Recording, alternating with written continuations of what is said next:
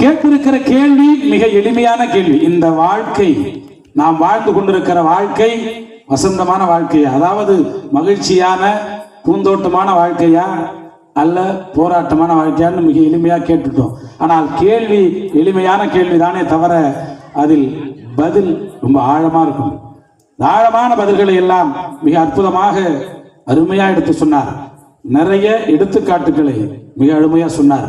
முத்துக்கு முத்தாக பாடலை சொல்லும் பொழுது என்னுடைய குடும்பத்தின் சூழ்நிலை கண்ணுக்கு வந்து ஒரு சொட்டு கண்ணீர் கூட வந்துருச்சு. என்னன்னா, அவர் பாடின விதம் உண்மையிலேயே ராசாக்கள் மாளிகையில் காணாத இன்பமடா, இந்த குடிசை வீட்டில் இருந்தாலும் கூட மிகப்பெரிய ராஜாக்கள் கூட இல்லாத சந்தோஷத்தை அனுபவிச்சோமே அப்படின்னு சொல்லி இந்த அண்ணன் தம்பி பாசத்துக்கு இந்த ஒரு பாடல் போதுமே.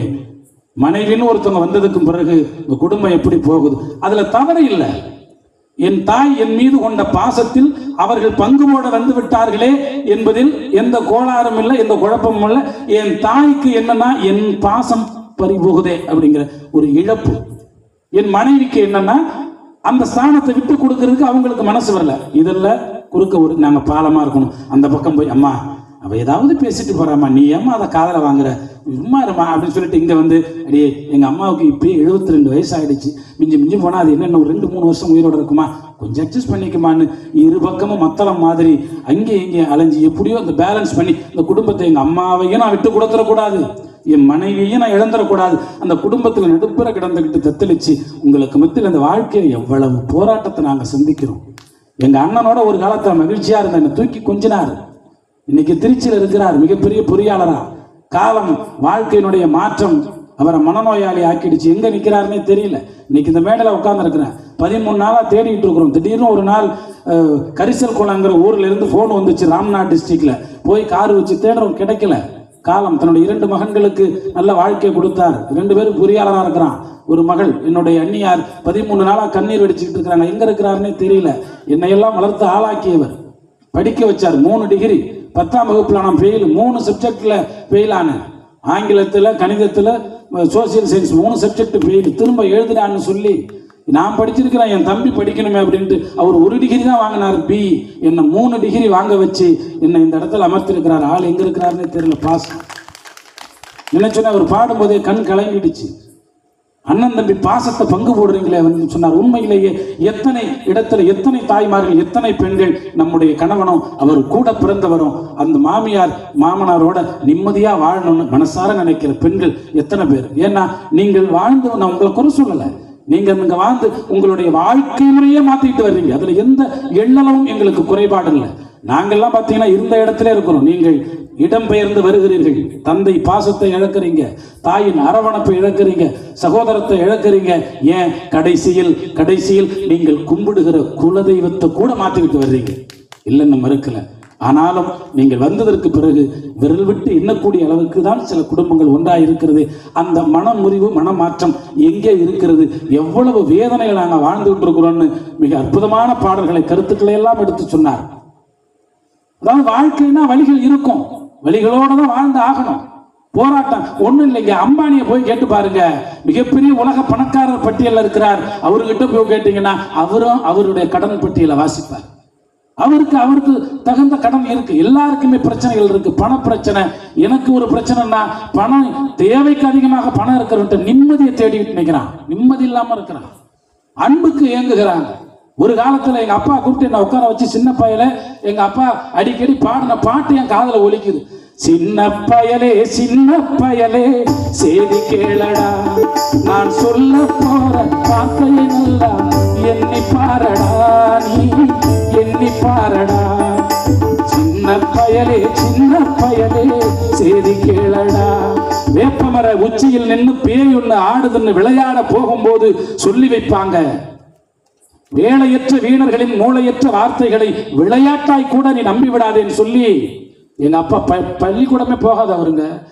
சனி மூலையில விதை விதைக்கும் போது சின்ன குடும்பத்துக்கு கடைசி பிள்ளைங்கிறதுனால என்னை கூப்பிட்டுட்டு போய் தான் அந்த விதை விட சொல்லுவார். இப்படியெல்லாம் வாழ்ந்தோம்.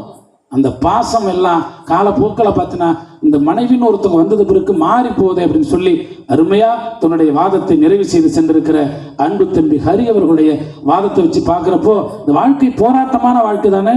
இந்த வாழ்க்கை எப்படி நிம்மதியான வாழ்க்கைன்னு சொல்ல முடியும்? எல்லாமே ஈஸியாக கிடைச்சிருதா? எல்லாமே கைக்கு வந்துருதா? செல்லும் வழி எங்கெங்கும் பள்ளம் வரலாம், உள்ளம் எதிர்பாராமல் வெள்ளம் வரலாம். நேர்மை அது மாறாமல், தர்மம் அதை மீறாமல், நாடும் நடைபோடுங்கள் ஞானம் பெறலாம். செல்லும் வழி எங்கெங்கும் பள்ளம் வரலாம், உள்ளம் எதிர்பாராமல் வெள்ளம் வரலாம். நேர்மை அது மாறாமல், தர்மம் அதை மீறாமல், நாடும் நடைபோடுங்கள் ஞானம் பெறலாம். பேருக்கு வாழ்வது வாழ்க்கை இல்லை, ஊருக்கு வாழ்வதில் தோல்வி இல்லை. ஆனந்த கண்ணீரில் அபிஷேகம் நான் செய்தேன், என் கண்ணில் ஈரமில்லை. ஒரு கூட்டு கிளியாக ஒரு தோப்பு குயிலாக பாடு பண்பாடு. இதை தேட பறந்தாலும் இசை மாறி திரிந்தாலும் கூடு ஒரு கூடு. என்னென்ன தேவைகள் அண்ணனை கேளுங்கள். ஒரு கூட்டு கிளியாக ஒரு தோப்பு குயிலாக பாடு பண்பாடு. சின்ன பென்சில் இருந்தாலும் அண்ணன்கிட்ட கேட்டோம், ஒற்றுமையா இருந்தோம்.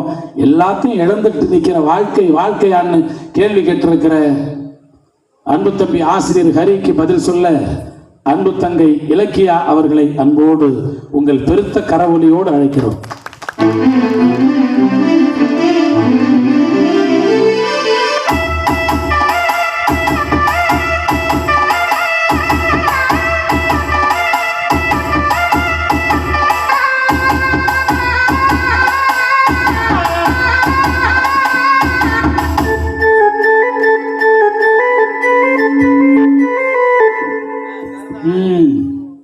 இந்த மியூசிக்லாம் இந்த பக்கம் வராது.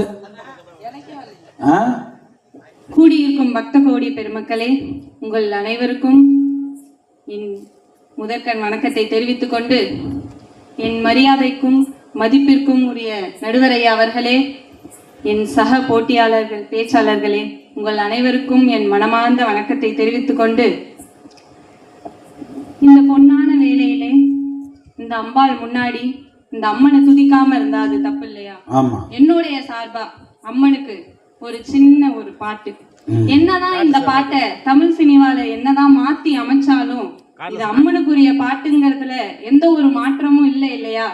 அதனால கொஞ்சம் மாத்தி இருந்தாலும் பரவாயில்ல, அது அவளுக்கு உரியான பாட்டுன்றனால அந்த பாட்டை நான் பாட ஆசைப்படுறேன்.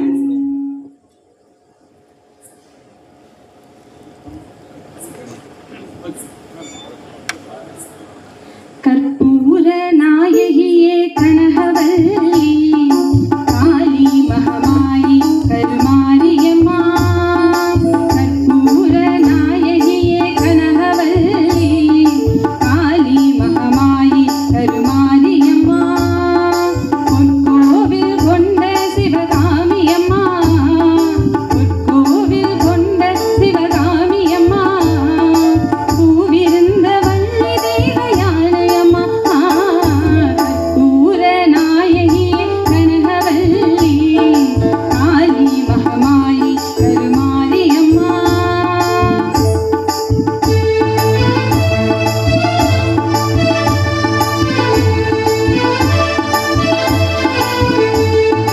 நெற்றியில் உன் குங்குமமே நிறைய வேண்டும் அம்மா, நெஞ்சில் உன் திருநாமம் வழிய வேண்டும்.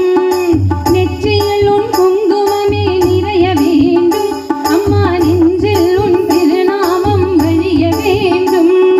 கற்றதெல்லாம் மென்மேலும் பெருக வேண்டும், பாடும் கவிதையிலே உன் நாமம் உரைய வேண்டும். கற்பூர நாயகியே கனகவல்லி, காளி மகமாயி கருமாரியம்மா. கற்பூர நாயகியே கனகவல்லி, காளி மகமாயி கருமாரியம்மா. ஓம் சக்தி பராசக்தி.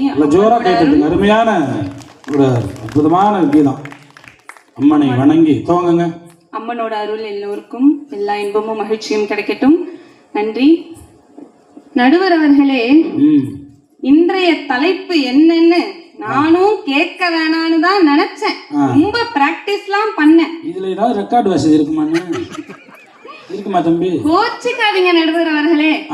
எனக்காக இன்னும் ஒரு முறை தெளிவா இன்றைய தலைப்பு என்னன்னு சொல்லுங்க. What can I do for it? இன்னும் ஒரு முறை இன்னொரு முறை சொல்லுங்க. நான் விடிய தான் சொல்லிட்டு இருக்க போறேன். கோச்சிக்காதீங்க நடுவர் அவர்களே. இன்றைய வாழ்க்கை, நாம் வாழ்ந்து கொண்டிருக்கிற வாழ்க்கை, அன்பு தங்கையே, நீயும் அண்ணன் நானும் இந்த மேடையில் இருப்பவர்களும் எதிரே அமர்ந்திருப்பவர்களும் வாழ்ந்து கொண்டிருக்கிற வாழ்க்கை பூந்தோட்டமான மகிழ்ச்சியான வாழ்க்கையா அல்லது போராட்டமான சிக்கலான வாழ்க்கையா? நடுவர் அவர்களே ரொம்ப நன்றி. இந்த தலைப்பை உங்க வாயால கேட்கும் போது இன்னும் மகிழ்ச்சியா இருக்கு. பேசுறதுக்கு இன்னொரு புத்துணர்ச்சி கிடைச்சிருக்குன்னு வச்சுக்கோங்களேன். இப்ப நீங்க 6 பேரும் தலைப்பை மறந்ததுக்கு இப்படி ஒரு பூசி முழுவதும் இல்ல நடுவர் அவர்களே, இல்ல ஏன்னு வச்சுக்கோங்களேன். இன்றைய தலைப்பு, இன்னைக்கான தலைப்பு, இன்றைய வாழ்க்கை பூந்தோட்டமா போராட்டமா? எங்க பக்கத்தை கொஞ்சம் பார்த்திருப்பீங்க. எல்லாம் காலி ஆயிடுச்சு. பார்த்திருப்பீங்க. இவ்வளவு நேரம் மனசுல பதிஞ்சிருக்குமே. நாங்க ஆழமான கருத்துக்கள் அல்லவா நாங்க பதிய விட்டுருக்கோம். நல்ல ஒரு ரோஜா பூ, என்ன மாதிரி ஒரு முல்லைப்பூ, என் சகோதரி ஒரு மல்லிப்பூ, எவ்வளவு அழகா வந்து உட்காந்து இருந்தோம், பேசணும், கருத்துக்களை உங்கள்கிட்ட பதிவு. பக்கம் மல்லிப்பூ முல்லைப்பூனா இந்த பக்கம் அப்படியே அந்த பக்கம் கொஞ்சம் பாருங்க. இன்னமும் தலைப்புல என்ன போராடலானே பாத்துக்கிட்டு இருக்காங்க. காட்டு கருவை வேலி கருவை கேட்டுக்கங்க. இதுல என்ன தெரியுமா நடுவர் அவர்கள், எனக்கு வேடிக்கையா இருக்கு. தலைப்பு என்னவோ இன்றைய வாழ்க்கை, ஆனா இவங்க எல்லாம் இன்றைய வாழ்க்கைக்கு சம்பந்தமே இல்லாம இன்னமும் 60s 70s 80sலயே இன்னைக்கு நாம வாழ்ந்துட்டு இருக்கிற வாழ்க்கை மகிழ்ச்சியான்னு கேட்டா அதை விட்டு என் தாத்தா வாழ்ந்தாரு, முப்பாட்டா வாழ்ந்தாரு. வயசுக்கு ஏத்த பேச்சு தான் வரும். வயசுக்கு ஏத்த மாதிரி தான் நம்மளோட அனுபவத்துக்கு ஏத்த மாதிரி தான் பேச்சு வரும். பாருங்க, வந்த தாத்தாமார்கள் எல்லாருமே அனுபவம். என்னுடைய அண்ணன், என்னுடைய தங்கை, என்னுடைய தம்பி, ஏன் அம்மா அப்பா, இவங்களே 60sல பிறந்தவங்க, இவங்க அம்மா அப்பா வேற இழுத்து பேசுறாங்க. யாருமே இன்றைய வாழ்க்கைய பத்தி பேசல. நீ வாழ்ந்துட்டு இருக்கிற வாழ்க்கையை காட்ட முப்பாட்டம் செத்து போனவங்க எழுத்துட்டியா பேசுறீங்க? கலர் சட்டப்பட்ட அண்ணன் ஒருத்தர் இருக்காரு, அவரை பார்த்தாலும் தெரியுது. நடுவர் அவர்களே, எனக்கு தீர்ப்பு தெரிஞ்சிருச்சு. பார்த்தாலே தெரியுது வாழ்ந்து முடிச்சவர்னு. நடுவர் அவர்களே, எனக்கு தீர்ப்பு தெரிஞ்சிருச்சு. இருந்தாலும் என்ன பண்றது, ஒரு யங் லேடி வந்து அடி ஸ்டேஜ்ல நின்னு பேசினாதான். அங்க பாருங்க, இவ்வளவு நேரம் தொங்கி இருந்த தலையெல்லாம் அப்படியே தூக்கி நிக்குது பாத்தீங்களா? பாருங்க, அத்தனை பேரோட பார்வையும் என் மேலேதான் இருக்கிறது. நடுவர் அவர்களே, பாட்டை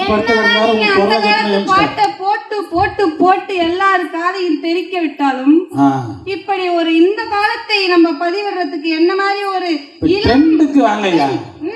வந்து நின்னாதான் தலைவரே அழகு இல்லைங்களா? சரி தலைவர் அவர்களே, நான் ஒரே ஒரு விஷயம் கேட்கிறேன். அவரு சொன்னாரு, மனைவி காலடி எடுத்து வச்ச உடனேவே அவங்களோட தம்பிமார்கள் அண்ணன்மார்களை பிடுங்கி வெளியே எரிந்து விடுகிறார்களாம் வீட்டை விட்டு. நீங்க எங்க வீட்டுக்குள்ள வந்தீங்க, வந்த அன்னைக்கே ஓசி சோறு பஜ்ஜி விருந்து இல்ல தலைவரே. நீங்க ஓசியில நானே என் கையால போட்ட ஒரு 3 லிட்டர் காப்பியையும் குடும்பத்தோட குடிச்சிட்டு பஜ்ஜி சொஜ்ஜி எல்லாத்தையும் சட்னி அழிச்சிட்டு, பொண்ணு சரியில்லை கொஞ்சம் நாங்க பார்த்து சொல்றோம். நாங்க இல்லங்க உங்களை ரிஜெக்ட் பண்ணணும், நீங்க யாருங்க எங்களை ரிஜெக்ட் பண்றதுக்கு? இது அந்த காலம் நடுவர் அவர்களே. இந்த காலத்துக்கு வரணும். எதுக்கு நாங்க பொண்ணு பார்க்கலாம் போகணும், மாப்பிள்ளை பார்க்கலாம், எதுக்குங்க போகணும்? ஏன் டைம் வேஸ்ட் பண்ணணும்? மேட்ரிமோனில உங்களோட ப்ரொஃபைல் அனுப்புங்க. நீங்க என்ன படிச்சிருக்கீங்க, என்ன சம்பளம் வாங்குறீங்க, எந்த கம்பெனில என்னவா வேலை கழட்டிட்டு இருக்கீங்க, எல்லாத்தையும் நாங்க பார்த்துட்டு எங்க ப்ரொஃபைல உங்க வாட்ஸ்அப் குரூப்புக்கு அனுப்புறோம். சரிங்களா?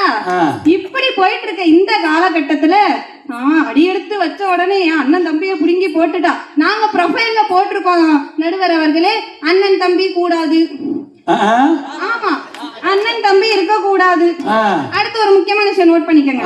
நான் வந்துட்டேன்னா, அதாவது நான் கல்யாணம் ஆகி என்னுடைய புகுந்த வீட்டுக்கு போனா நிச்சயமா தனி கொடுத்தனம் போக மாட்டேன், போகவே மாட்டேங்க சத்தியமா. அதாவது என்ன மாதிரி ஒரு இன்டெலெக்சுவல் கிரியேச்சர்ஸ் எல்லாம் பண்ண மாட்டாங்க.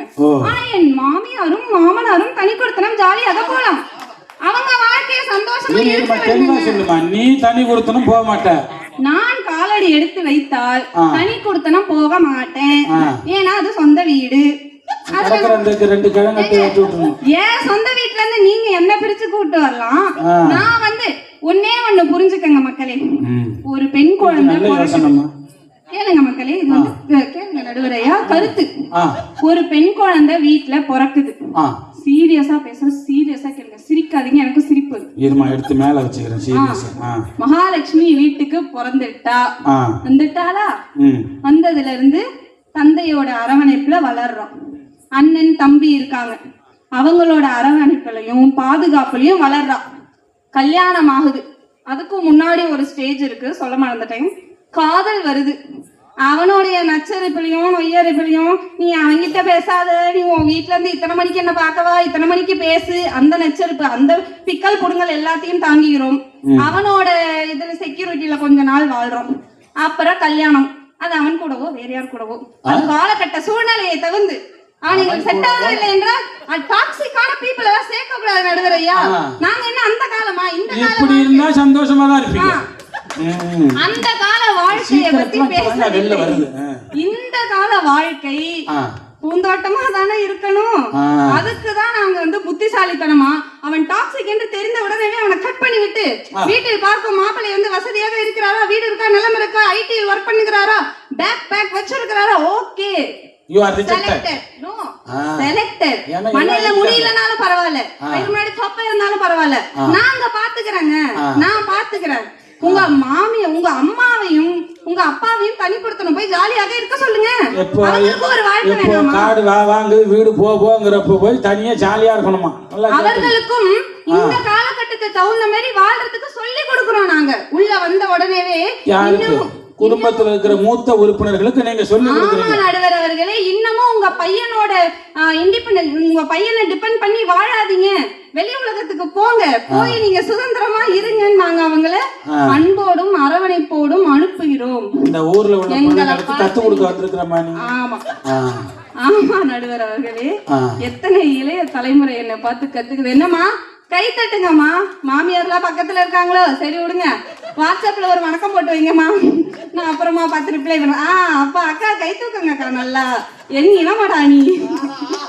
நன்றி நன்றி. நம்ம படுத்து கிடந்த ஒரு கோயில் வாசல்ல ஏஞ்சி உட்கார்ந்து நடுவர் ஏதோ விஷயம் இருக்குடா தம்பி இந்த பட்டிமன்றத்துல.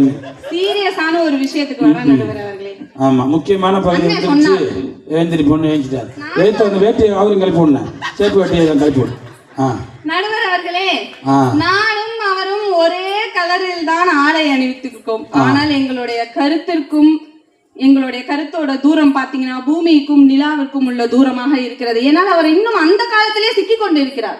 ஏன் நீங்க இன்னும் அந்த காலத்திலே இருக்கீங்க? போராடி என்ன பண்ண போறீங்க? இந்த புள்ள ட்ரெண்டுக்கு வாங்க சார். தங்கமான மனசமா இருந்து அவங்க கூட போனீங்க, தங்கமான மனசமா இருந்து அவங்க கூட போனீங்க, ஊருக்கு போன நேரம் பார்த்து ஊரை விட்டு போனீங்க, வேலைக்கு போன நேரம் பார்த்து அங்க போனீங்க. நான் ஊர்ல இல்லன்னு தெரிஞ்சு நீ அவன் கூட போனீ, அந்த கேட்டகரி நான் எவன் கூட போனீங்க? இதுதான் ட்ரெண்ட். இந்த ட்ரெண்டுக்கு நாங்க வரணும். இதை விட கொடுமை, தமிழ்ல எவ்வளவு பாடல்கள் இருக்கு, எவ்வளவு காதல் பாடல்கள் எவ்வளவு இருக்கு. அதை விட்டுட்டு ஏதோ நம்ம எங்கேயோ எவனே கொரியாவை போட்டுக்கலாம். அண்ணன பார்த்தீங்க, என்னென்ன கேட்டீங்க, அண்ணன பார்த்தேனா கேட்டு, அதுக்கு 1500 பேர் லைக் பண்ணிட்டு வீட்டுல ஆடிட்டு கிடக்குறான். ஏன் கொண்டாட்டி நைட்டை போட்டு உள்ள குதிச்சுட்டு கிடந்தா? ஏன் இது எவன் என் பாடனா, எவன் எந்த காடாக்குன்னே தெரியலையே, இதுதான் இப்ப உள்ள ட்ரெண்டு. நீ போய் 1965 உள்ள பாட்டை தூக்கிட்டு அப்படிங்கிறா. இப்ப உள்ள ட்ரெண்டுக்கு வரணும். இப்ப கூட சொல்றேன், என்னோட வீட்டுல அவரை நான் என்னென்னவோ டைப்பா அத்தான், மாமா, மச்சான், ஐத்தான், ஏங்க என்னங்க எப்படியா கூப்பிட்டு பாத்துறேன். நடுவர் அவர்களே, திரும்பல, ஒரே ஒரு சவுண்ட் விட்டேன். ஏங்க ஒரு சவுண்ட் தான் நடுவர் அவர்களே. சீக்கிரம் வாங்க, என்னங்க தக்காளி வாங்கிட்டு வாங்க. இப்ப எல்லா குடும்பமும் அப்படிதான். போன போட்ட வேகத்துக்கு அங்க சிட்டுக்குறதுக்கு 108 அனுப்பணுமா? என்ன காடாத்த தெரியும். நடுவர் அவர்களே, திரும்பி பார்த்து என்னம்மான்னு கேட்பான்னு பார்த்தா திரும்பி பார்த்து டீச்சர் அப்படிங்கிறார் நடுவர் அவர்களே. இப்ப நாங்க ட்ரெண்டிங் கப்பல்ஸ் நடுவர் அவர்களே, ஆனா நாங்க அப்படிதான் இருப்போம். இன்னொன்னு நடுவர் அவர்களே, திண்டுக்கல்ல இருந்து ஒரு பொண்ணு போட்டோ போடுது, நாங்கள் திருச்செந்தூர் கோயிலுக்கு போறோம்னு. 3500 பேர் 3 நிமிஷத்துல லைக் பண்றான்.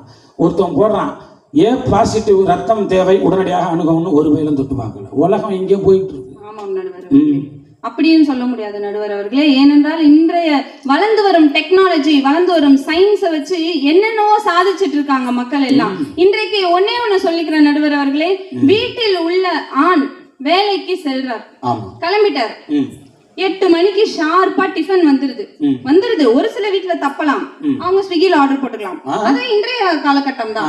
இன்னொன்னு அப்படியே அவங்க சமையல் கட்டு இருக்கு நடுவர் அவர்களே, ஸ்விக்கில வந்து பாத்திரத்துல மாத்த வேணாம், சமைக்கிறீங்களான்னா சமையல் கட்டு அப்படியே தான் இருக்கு, சமையல் கட்டு இருக்கு, சுடு தண்ணி வைக்கணும், குளிக்கிறதுக்கு, அது பல விஷயங்களுக்கு ரொம்ப கடினமான வேலை. இன்னொன்னு நடுவர் அவர்களே, 8 மணிக்கு அவருக்கு 7:45 டைனிங் டேபிள் மேல டிஃபன் வந்துடணும் நடுவர் அவர்களே. நான் என்ன செய்வேன் நடுவர் அவர்களே, பாவம் இல்லையா, நான் டாட்ஸ் லிட்டில் பிரின்சஸ், என்ன செய்ய முடியும்?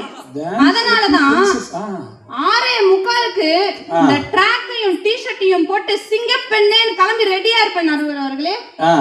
ஒரு 2 நிமிஷம் போவா பாருங்க, துரத்திட்டு ஓடுவேன் அவனை, விடுறான் அவனை, இன்னைக்கு எப்படியாவது அவனை பிடிச்சிருந்தவன.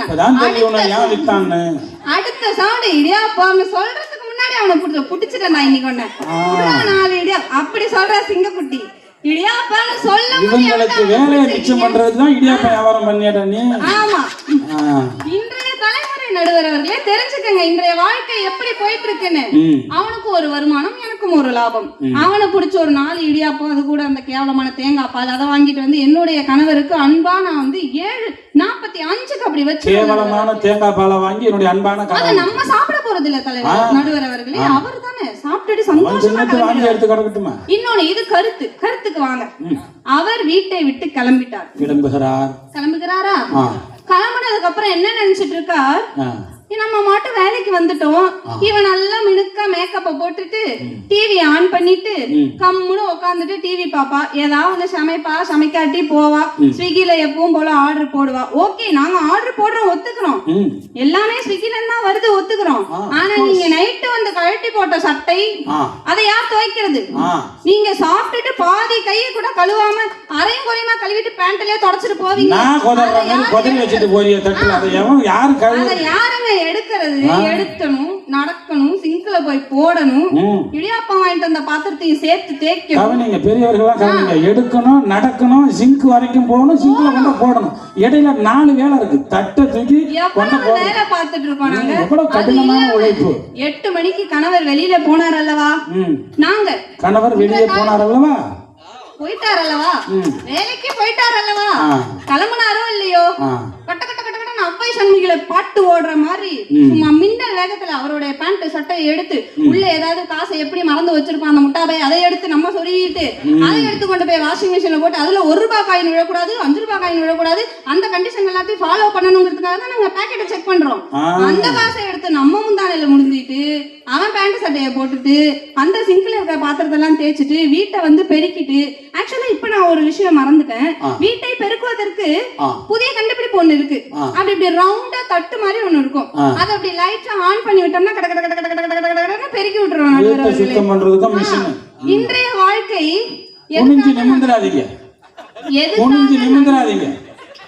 ஆஸ்பத்திரியில் ஆபரேஷன் எல்லாம் பண்ணாம போயிடுவாங்க.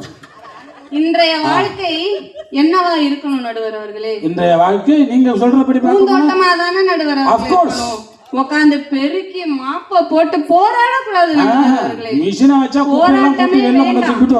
டெக்னாலஜி ட்ரெண்டிங்ல இருக்கணும் நம்ம எல்லாம், சரிங்களா? எப்ப பாரு பழைய பஞ்சாங்கத்தை புரட்டி போட்டுட்டு ஐயோ கணவர் வருவாரே சூடா காப்பி வைக்கணுமே, அப்படி இருக்க கூடாது. இளைய சமுதாய பெண்களே, 7 மணிக்கு வீட்டுக்கு வந்து ஷூ அறக்க பறக்க கழட்டி போட்டுட்டு 7:45 மனைவிக்கு ப்ரூ காபி எடுத்துட்டு வரணும். அவன் தான் ஒரு சிறந்த கணவன்.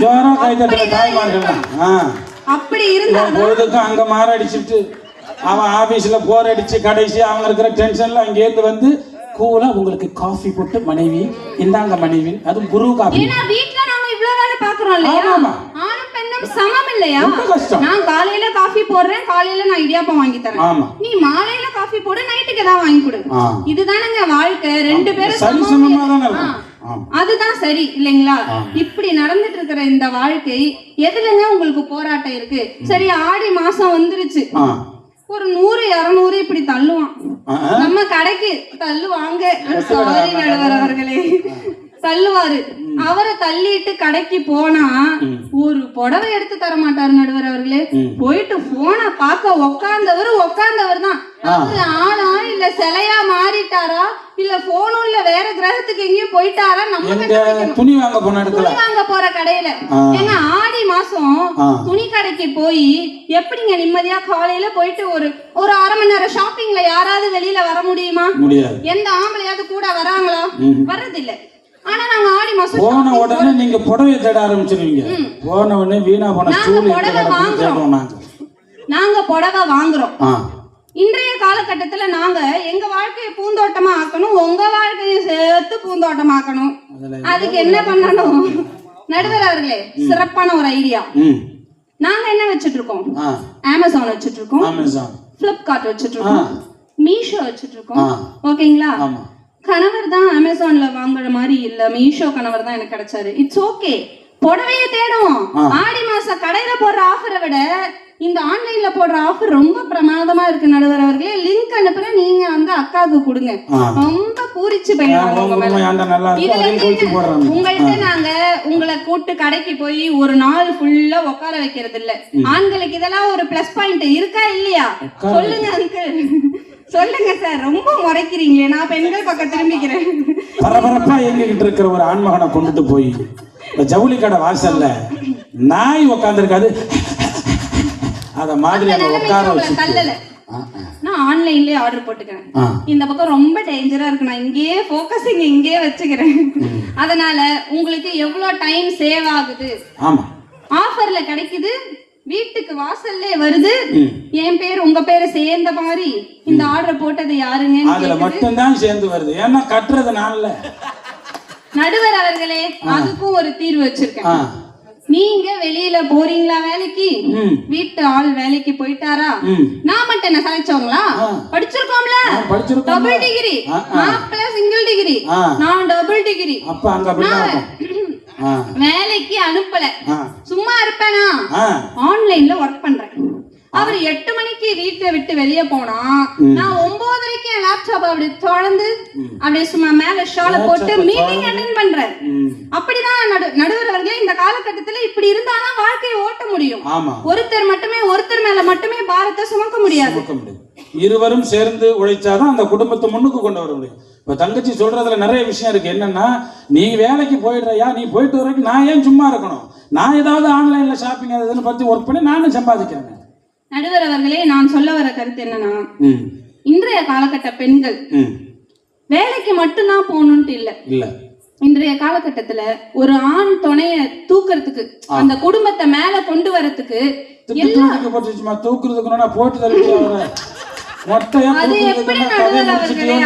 கொண்டு போற ஃப்ளோவை பார்த்தா எங்க கொண்டு நிறுத்த போறியோன்னு பக்குங்குது. முடிஞ்சு போச்சு போல இருக்கு கதை நினைச்சிட்டோமா? அது அந்த காலம், இது இந்த காலம். இவர்கள் எங்களுக்கு தேவை.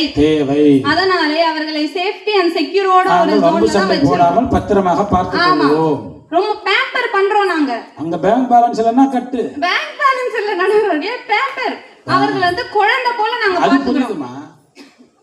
நடுவர் அவர்களே, இன்றைய காலகட்டத்துல வாழ்க்கை போயிட்டு இருக்க வேகத்துல போராட்டம் தேவைதான். போராட்டம் இருக்கும், ஆனா வாழ்க்கை முழுக்க போராட வேண்டிய அவசியம் இல்ல. டெக்னாலஜி வளர்ந்துருச்சு, சயின்ஸ் வளர்ந்துருச்சு, எல்லாருமே சுயமா யோசிக்கிறாங்க. முக்கியமான விஷயம் என்ன தெரியுங்களா? ஒரு ஆண் 40 வயசை கடந்துட்டா, நல்லா கேட்டுக்கங்க ஆண்களே, உங்களுக்கு இந்த முறை கை தட்டி ஆகணும். ஒரு ஆண் 40 வயசை கடந்துட்டா அவனுக்கு என்ன மாற்றம் வருதுன்னு எனக்கு தெரியல. ஆனா அவன் முதல்ல எடுக்கிற டெசிஷன் தன் மனைவிக்கு கொடுக்கிற சுதந்திரம். எவ்வளவு நாள் வேணா அடக்குமுறை, எத்தனை வருஷம் வேணா அடக்குமுறையா வச்சிருக்கலாம். இது நான் பல குடும்பங்கள்ல பார்த்து ஆராய்ச்சி பண்ண ஒரு விஷயம். எவ்வளவு அடக்குமுறை அந்த பெண்கள் சந்திச்சிருந்தாலும் திடீர்னு சொல்ற வார்த்தை, இத்தனை வருஷம் உங்க மாமா என்ன அப்படி அடக்குனாரு, இப்ப என்னமோ எல்லா பொறுப்பையும் என் கையில கொடுத்துட்டாரு. ஏன் ஒரு பெண் இல்லாம வாழ முடியாதுங்கிற ஒரு பயம் 40-45 வயசை தாண்டின உடனே எல்லாருக்குமே வந்துடும். ஆண்கள் இயல்பாவே அன்புள்ளம் கொண்டவர்கள். சத்தியம் பண்ணி சொல்லு உனக்கு வந்துச்சுன்னு வரும். அங்க பாத்தீங்களா தலைவரே, நீங்க தான் தலைவரே. பாருங்க, ஏன் பொண்டாட்டி கையில பொறுப்பு அத்தனையும் கொடுத்துருவாங்க. ஆனா இந்த கால மக்கள், இந்த கால ஆண்கள் அதை விட முன்னாடி பின்னாடியே இருக்காங்க. நீயும் வேலைக்கு போ, உன்னால முடிஞ்சதை நீ செய், என்னால முடிஞ்சதை நான் செய்யறேன். ஏன்னா நம்ம பந்தாடுறதுக்கு வாட்டமா இருக்கும். அப்படி அல்ல நடுவர் அவர்களே.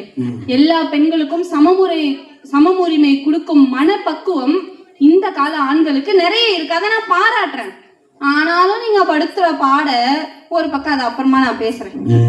நடுவர் இருக்கு, கொஞ்சம் கொஞ்சமா பண்ணிருக்கீங்க. நடுவர் அவர்களே, எத்தனை பாட்டு தான் நீங்க ஆம்பளைய வச்சே பாடுவீங்க? சொல்லுங்க. ஒரு பாட்டு எழுதிட்டு இருந்தா காணும் நடுவர். இருங்க நடுவர் அவர்களே. இந்த கிடைச்சிருச்சுல, இந்த கிடைச்சிருச்சு பாருங்க. வடலூர் ஸ்டேஷன்ல கம்ப்ளைண்ட் பண்ணிட்டு பாட்டை காணோம் கண்டுபிடிச்சு. நடுவர் அவர்களே, என்னுடைய பாட்டை கேட்கறதுக்காக தான் 12:30 ஆனாலும் பொட்டாட்ட உட்கார்ந்த இடத்துல உட்காந்துருக்காங்க. படுத்து தூங்கின பசங்க எல்லாம் கனவுல கேட்டுட்டு இருக்காங்க. அண்ணன் பல்கா இருக்கிறவரை எஞ்சி உட்காந்துட்டாரு. நீ பாடு. ஆமா நடுவர் அவர்களே, அப்படிப்பட்ட ஒரு இளைய சமுதாயம் வந்தாலே அப்படி ஒரு கிளியப்பு வந்துருதா இல்லையா? ஓகே, அத காணும். அப்புறம் நான் வரேன்.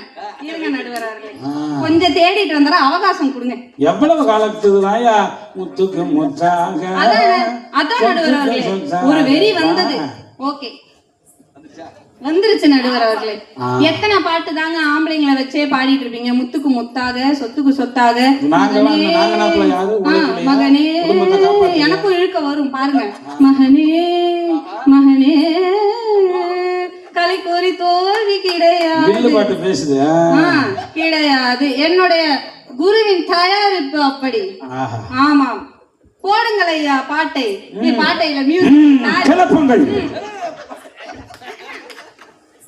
உன்னாலே முடியாதென்று ஊரே சொல்லும் நம்பாதே, உன்னாலே முடியாதென்று ஊரே சொல்லும் நம்பாதே. போய் பரிதாபம் காட்டும் எந்த வர்க்கத்தோடும் இணையாதே. உலகத்தின் வழி எல்லாம் வந்தால் என்ன உன் முன்னே, பிரசவத்தின் வழியை தாங்க பிறந்த அக்னி சிறகே. எழுந்து வா, உலகை அசைப்போம், உயர்ந்து வா. உன்னாலே முடியாதென்று ஊரே சொல்லும் நம்பாதே. போய் பரிதாபம் காட்டும் எந்த வர்க்கத்தோடும் இணையாதே. உலகத்தின் வழி எல்லாம் வந்தால் என்ன உன் முன்னே, பிரசவத்தின் வழியை தாங்க பிறந்த அக்னி சிறகே. எழுந்து வா,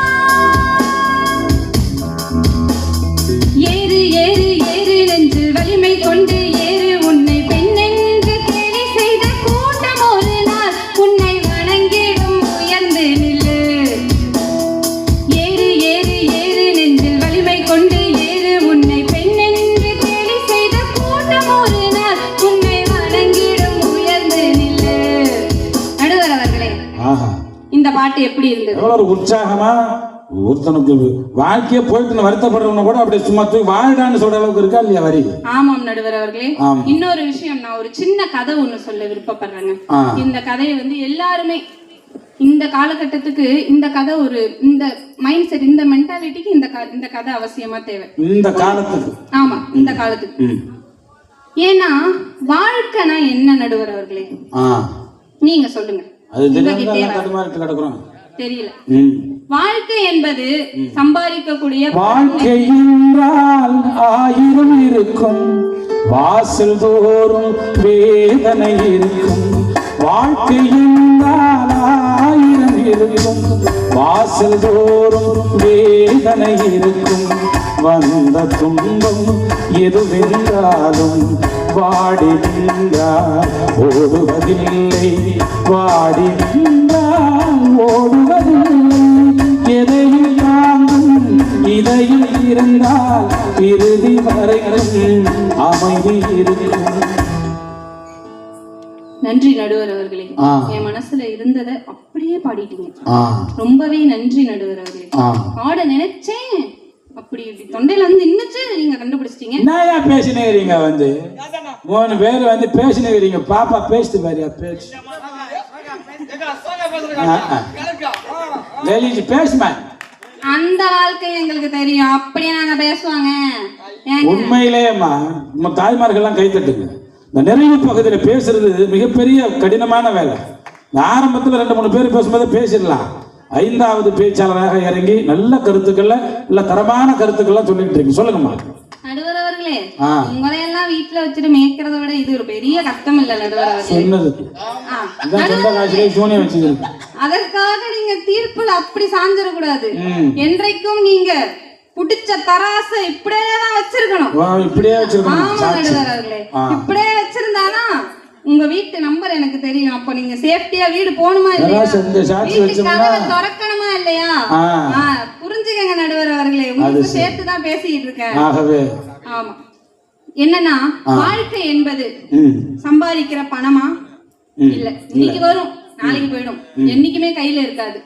வாழ்க்கை என்பது மனைவிக்கு கணவன் மட்டுமா, கணவனுக்கு மனைவி மட்டுமா, மக்கள் மட்டுமா, உற்றார் மட்டுமா, உறவினர் மட்டுமா இல்ல.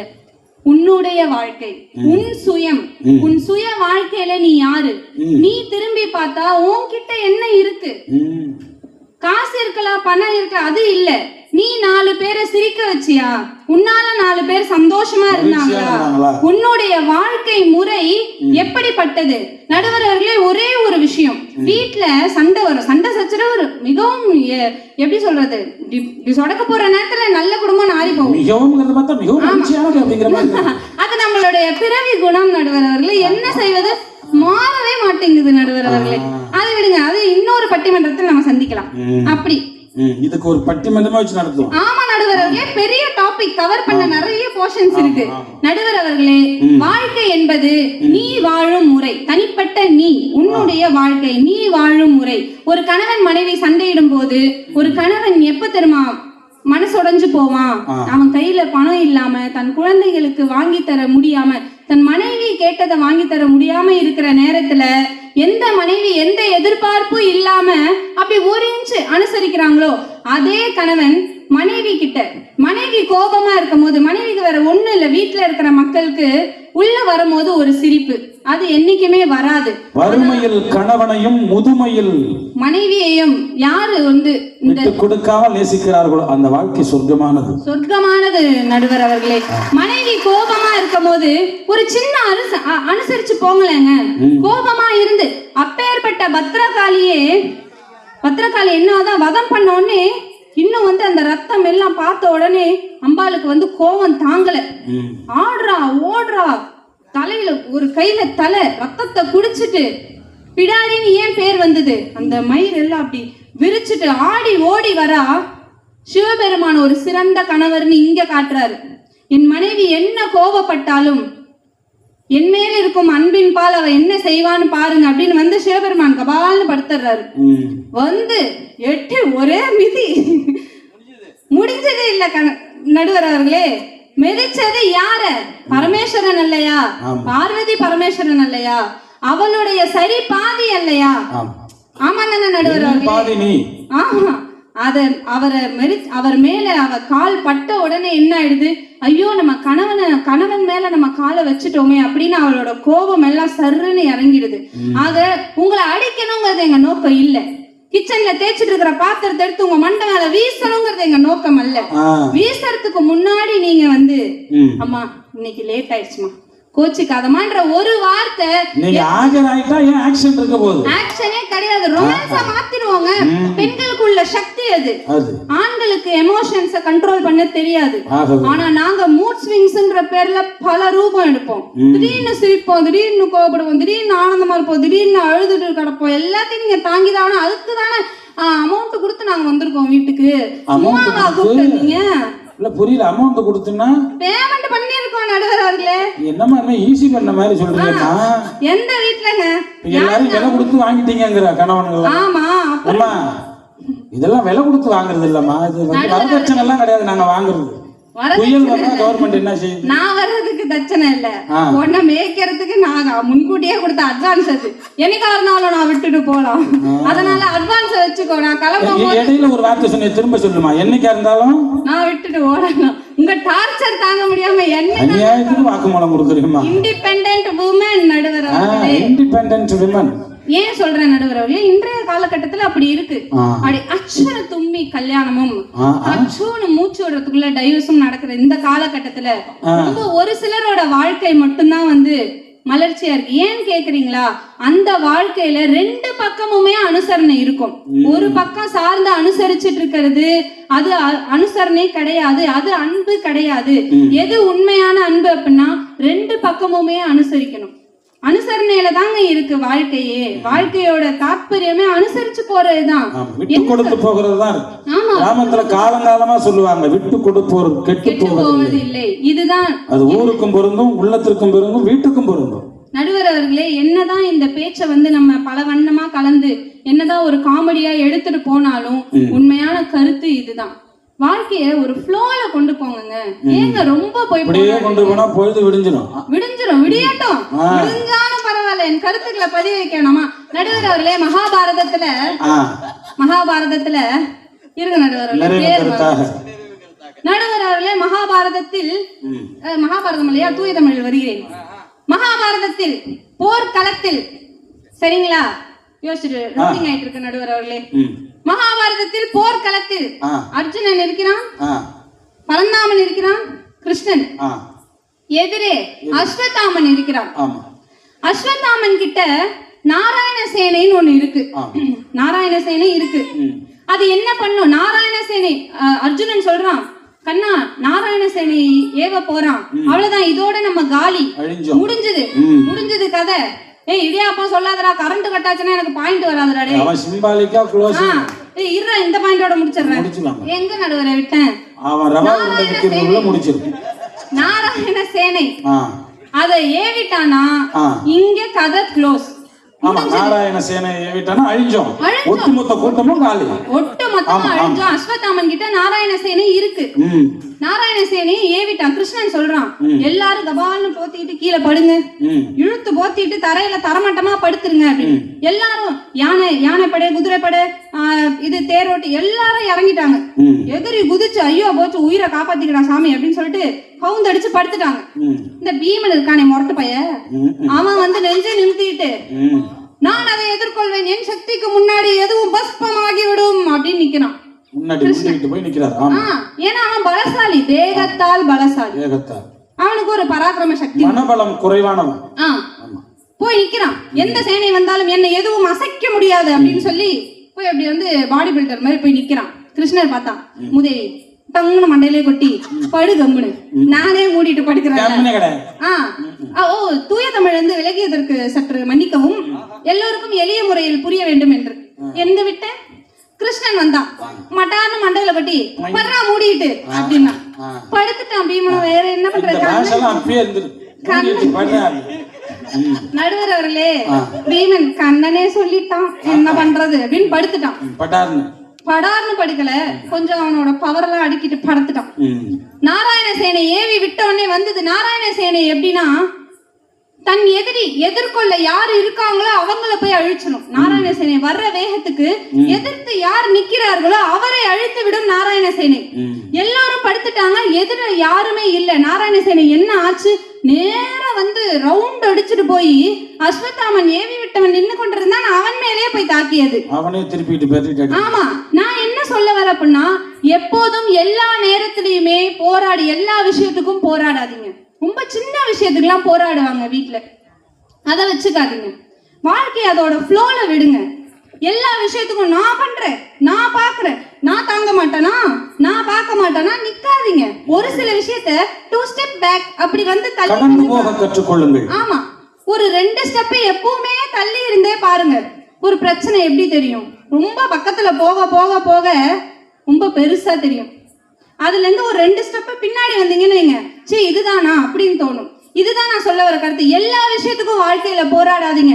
வாழ்க்கையில் போராட்டங்கள் இருக்கலாம், ஆனா அந்த போராட்டங்கள் எல்லாமே முடிவில் பூந்தோட்டமாக இருக்க வேண்டும். எல்லாவற்றிற்கும் போராட வேண்டும் என்ற அவசியம் ஒருபோதும் கிடையாது. மக்களே, அது ஆண்களாக இருந்தாலும் சரி, பெண்களாக இருந்தாலும் சரி, சிறு சிறு விஷயத்துக்கெல்லாம் போராடாதீர்கள்.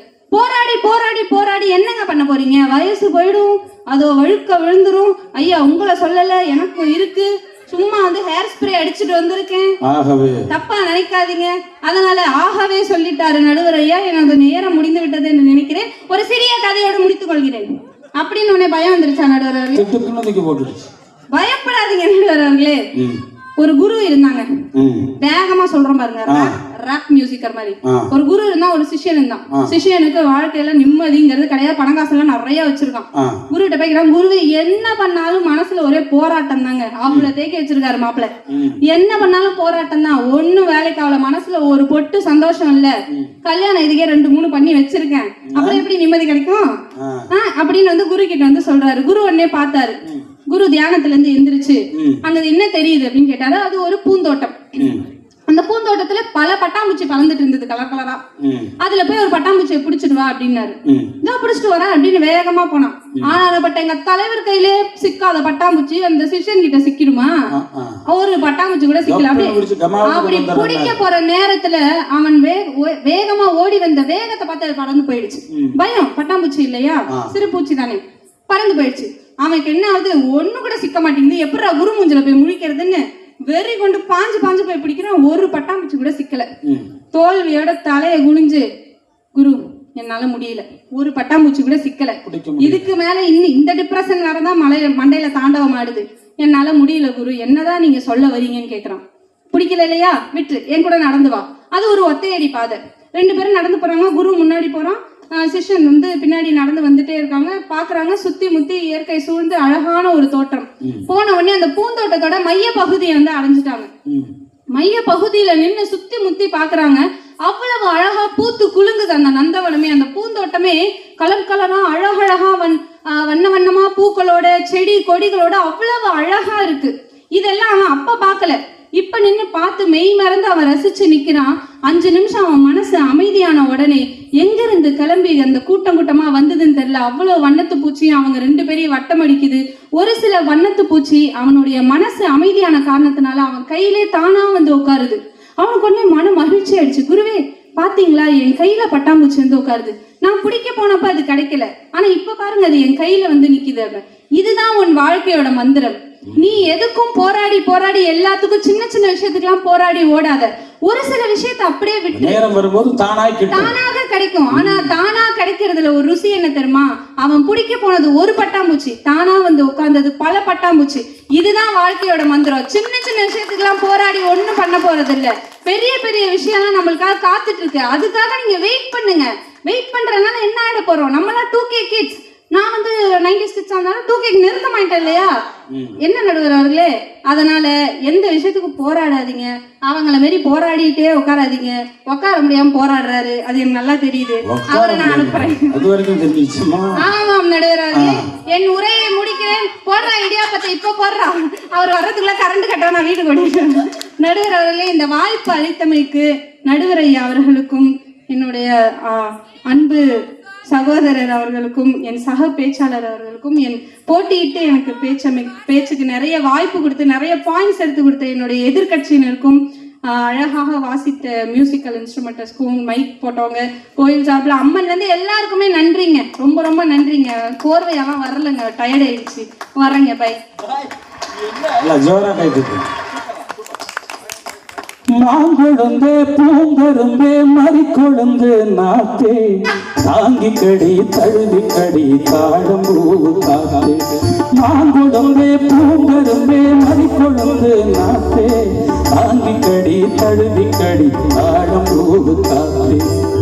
ஆத்திரத்தில் தொட்டு முட்டேன், சாத்திரத்தில் விட்டு முட்டேன், ஆம்பளைய கிள்ளி முட்டேன், நீண்டு பண்ண சொல்லி முட்டேன். இறக்காத நீர் இனி இடம் கொஞ்சு பேரு, உருவாத கண்டும் இனி உனக்காக பொங்கும் முத்தரைய நாங்கிக்கவா, மக்களெல்லாம் மெதுவா சொல்லிக்கவா. கிச்சிலி சம்பா குட்டி எடுத்து மொச்ச குழம்பு அச்சி எடுத்து ஆமாடி அதுக்காகத்தான். உச்சி மர காத்துல உச்சந்தார வேர்க்குது, மச்சமுள்ள மாமன மல்லுக்கட்ட பாக்குது, பக்கம் வந்து உரசி பார்க்கவா, பந்தி வச்சு பசிய தீர்க்கவா. கிச்சிலி சம்பா குட்டி எடுத்து உச்ச குழம்பும் வச்சு எடுத்து ஆமாவே உனக்காகத்தான்.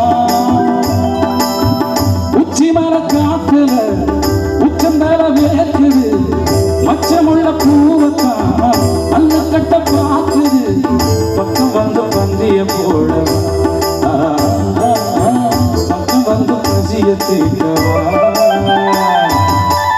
இப்படி சந்தோஷமா வாழ்ந்துட்டு போகணுமையா, ஜாலியா மகிழ்ச்சியா இருங்க. என்ன எந்த நேரம் பார்த்தாலும் அது கிடைக்கல இது கிடைக்கல. ஒரு ஊர்ல பேசிக்கிட்டு இருந்தேன், 12:45 மணிக்கெல்லாம் சுத்தமா எல்லாம் கூட்டமா காலி. நடந்த நிகழ்ச்சி. ஒருத்தர் மட்டும் ஒரு 40 வயசு இருக்கும், நல்லா நிமிர்ந்து நட்டுப்புற ஒரு சேரை மட்டும் உட்காந்துட்டாரு. சுத்தி பார்க்குறோம், ஒருத்தர் இல்லை. உண்மையிலே நாட்டாம வரைக்கும் இல்லை. வடா காலில் வந்து பணத்தை வாங்கிடான்னு வீட்டுக்கு போயிட்டாங்க.